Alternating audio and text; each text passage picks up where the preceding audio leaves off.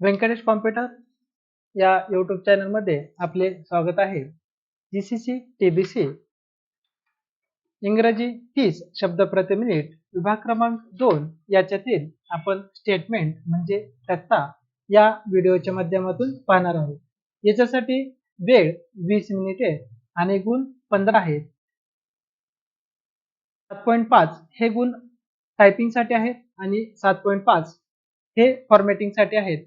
ते कसे आहेत ते आपण या व्हिडिओच्या माध्यमातून पाहून घेऊ. या ठिकाणी आपल्याला परीक्षेसाठी डाव्या बाजूला क्वेश्चन पेपर अशा पद्धतीने दिलेला असेल आणि उजव्या बाजूला हे ब्लँक शीट अशा पद्धतीने दिसेल. यामध्ये टाईप करत असताना प्रत्येक चुकीसाठी अर्धा गुण कमी करण्यात येईल.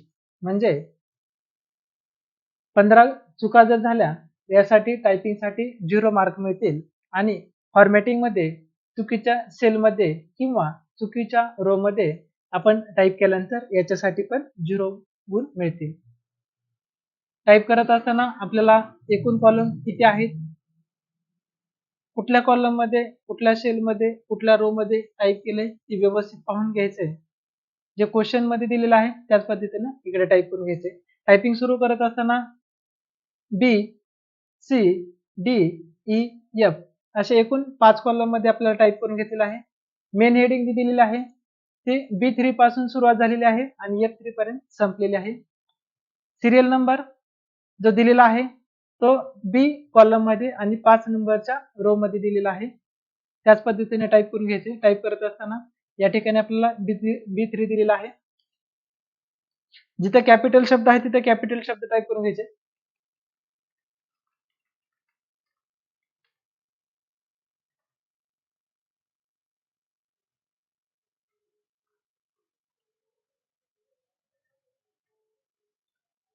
मेन हेडिंग टाईप करून घेतल्यानंतर जो 4 नंबरचा जो रो आहे यामध्ये काही टाईप करायचं नाही, आहे असं ब्लँक मध्ये ठेवायचे. त्यानंतर B5 मध्ये सिरियल नंबर,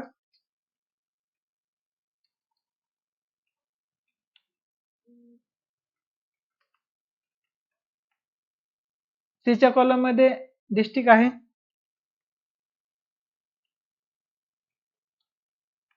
D च्या कॉलम मध्ये मार्च आहे,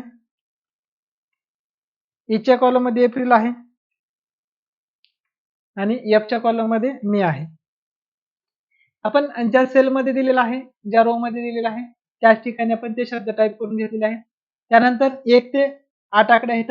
1 2 3 4 5 6 7 आणि 8 या पद्धतीने आपण एक एक एंट्री प्रेस करून घेतली तरी चालते, किंवा या ठिकाणी आपण एक आकडा टाईप करून होम टॅब मध्ये एडिटिंग मध्ये फिल सिरियस या ठिकाणी आपल्याला कॉलमवर क्लिक करून या ठिकाणी एक आकडा आहे आणि इथं 8 आकडा आहे अशा पद्धतीने घेतले तरी चालतील.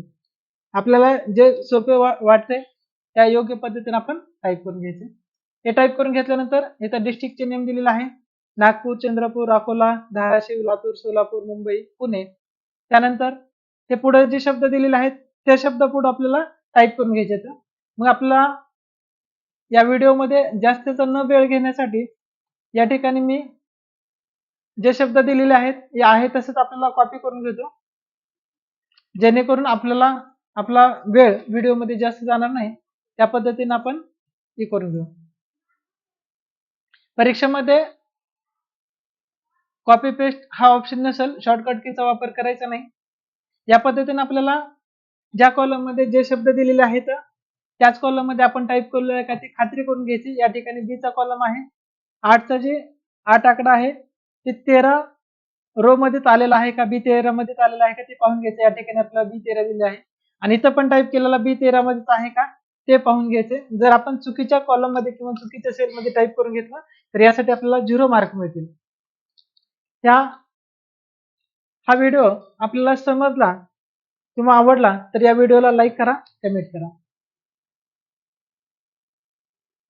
या पद्धतीने आपण पूर्ण टायपिंग करून घेतलेले आहे. याच्यासाठी आपण कुठले इफेक्ट दिलेले नाही, ज्या पद्धतीने आहे ते ऑलरेडी आहे तसे टाईप करून घेतले. टाईप करून झाल्यानंतर जर आपला एखादा शब्द चुकलेला असेल तर तो आपण शब्द दुरुस्त करू शकतो. टाईप करून पूर्ण झालेलं आहे. आता आपण फॉर्मॅटिंग करून घेऊ. फॉर्मॅटिंग करत असताना आपण सुरुवातीला कॉलमची जी रुंदी आहे ती व्यवस्थित करून घ्यायची आहे. पहिला 1 नंबरचा कॉलम आहे तो ऍडजस्टमेंट नुसार करून घ्यायचा आहे. जास्त मोठा घ्यायचा नाही, जास्त छोटा घ्यायचा नाही. लहान मोठा करण्यासाठी आपल्याला या ठिकाणी व्ह्यू वर क्लिक करा.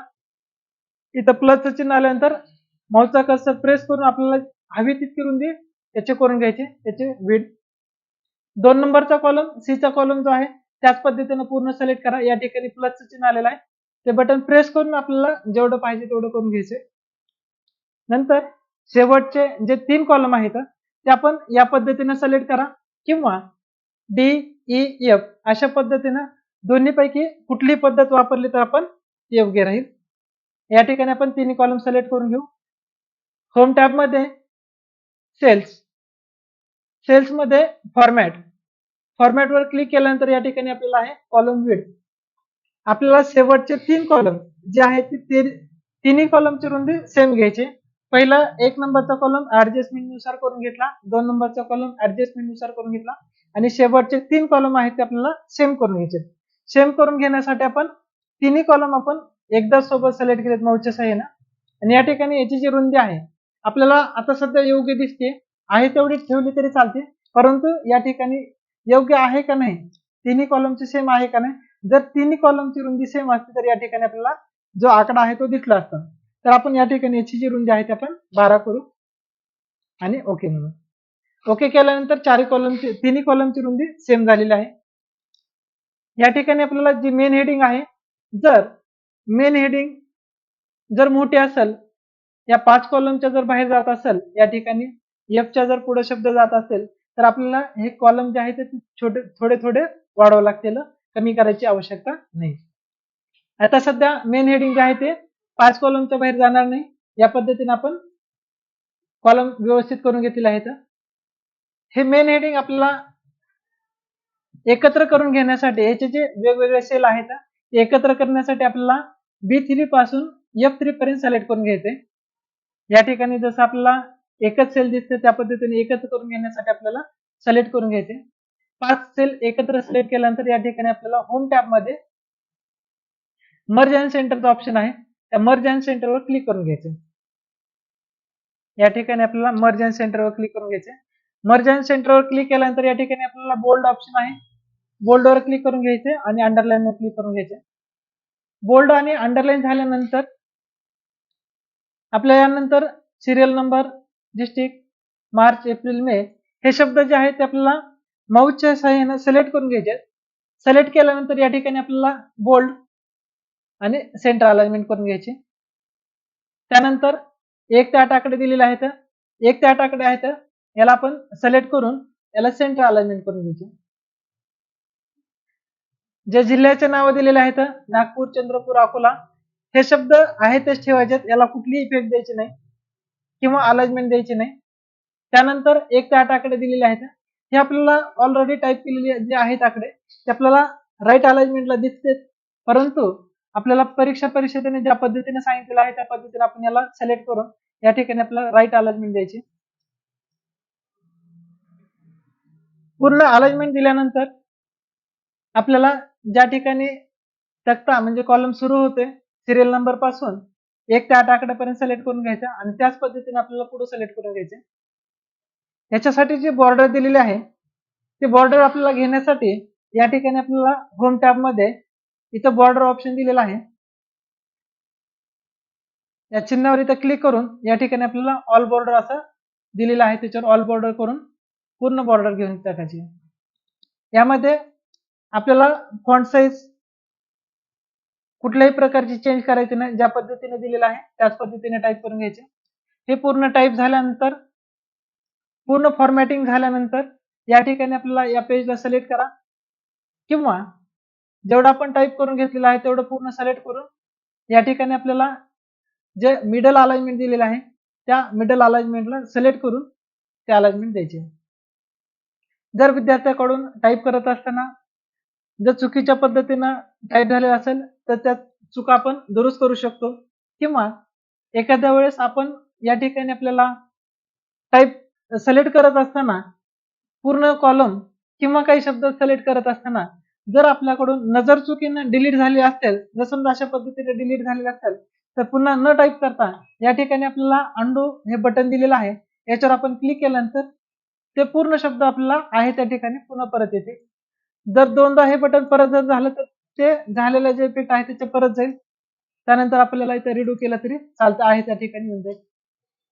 जर हा व्हिडिओ आपल्याला आवडला असेल तर या व्हिडिओला लाईक करा, कमेंट करा आणि हा व्हिडिओ पहिल्यांदाच पाहत असाल तर या युट्यूब चॅनलला व्यंकटेश कॉम्प्युटर टायपिंग या युट्यूब चॅनलला सबस्क्राईब करा. धन्यवाद.